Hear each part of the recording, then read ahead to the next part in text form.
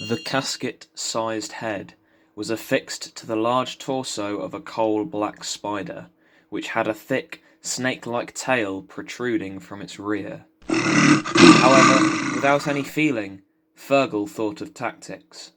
The serpent section could have flogged him into another world. The crooked arachnid legs appeared moderately vicious too, and could have feasibly ripped his skin off. The overriding ambition of these gruesome brutes was to feast, and this one looked like it could guzzle him whole with its gaping mouth. He figured that his most fitting wager was to hop on its tail and endeavour to climb over the rest of it until he could get a clean downwards thrust through its scalp. The two locked eyes once again and unhesitatingly stormed one another, him being quicker than it. The horrid eyes had his full regard once again, so he forgot to go for the tail. As soon as he looked for that tail, it was too late, as he could only get the briefest glimpse before it smacked into him. He had intuitively thwarted the brunt of the impact with the flat of a hran, but the tail still propelled him back first into the unrelenting wood that his dwelling was assembled from. His spine was throbbing, but the adrenaline shortly eclipsed the agony as he sprang back up and charged after the snake tail. He foresaw its next whip strike by nose-diving into the snow in order to evade. The tail was coming back far lower this time, so Fergal bounded up again and leapt into another nosedive. The beefy tail intercepted him by the heels and sent him vertically into the snow, causing his head to be completely embedded. With a zealous volition to survive, Fergal prized his head out of the darkness, only to find the unlucky's grim head looming over him with an even wider mouth than before. Its eyes were just a few feet away from him as the Uxcartian, with a face still encrusted in sleet, swiped recklessly towards it. Not even the extremity of his blade grazed the beast, as its mouth spewed out a humongous web like it was vomiting.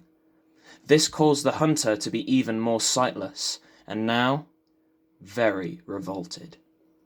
In his exasperation, Fergal hurled his sword like a javelin towards the creature's face, which ended up stabbing into one of its eyeballs. The unlucky screamed inexplicable sounds as it withdrew. Fergal's weapon was firmly lodged inside its pupil.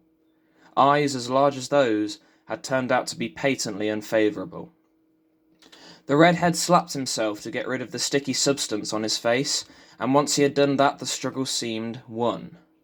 Fergal rushed over to the beast's rump and climbed atop its non-responsive serpent and spider structure. Retaining his equipoise right above its small neck, he leaned over the unlucky's front and grabbed his hilt.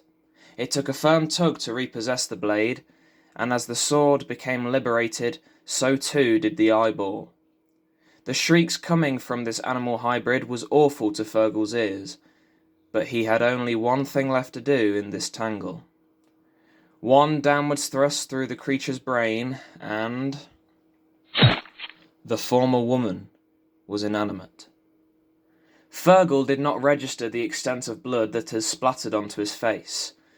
It was black blood, the blood of the unlucky. The ink-like liquid drip-dropped from his brows and down to his cheeks and chin. Sean had wheeled himself out moments before the kill and was flashing his toothless simper once again. "What parts have we got then?" he asked. "That's the first thing you ask?" His grandad scowled. "What do you mean?" "This unlucky nearly had me. It's the closest I've ever gotten to getting killed by one. How about an are you okay kind of question?"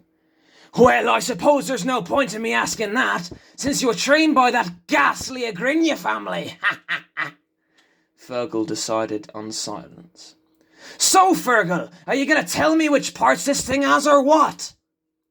"Snake and spider, Pappy." "Holy shite, Fergal! Fucking spider! I'll have the snake meat, but bugger anything else." He took a moment of thought. "Hey, why don't you give the spider parts to that horrible lady friend of yours?" Ha ha ha ha ha. Fergal ignored the jest. He was not going to give the spider carcass to anyone but himself if he got too ravenous. He was going to share the snake meat between him, his grandfather, and the Agrinia family. The chill in the air had mollified when he went outside for the unlucky, but now it was starting to creep back in. He decided that he might as well leave the corpse until morning, as morning was not far away. He put himself back into bed, smothered in blood, and tried to sleep for the next few hours. And he slept.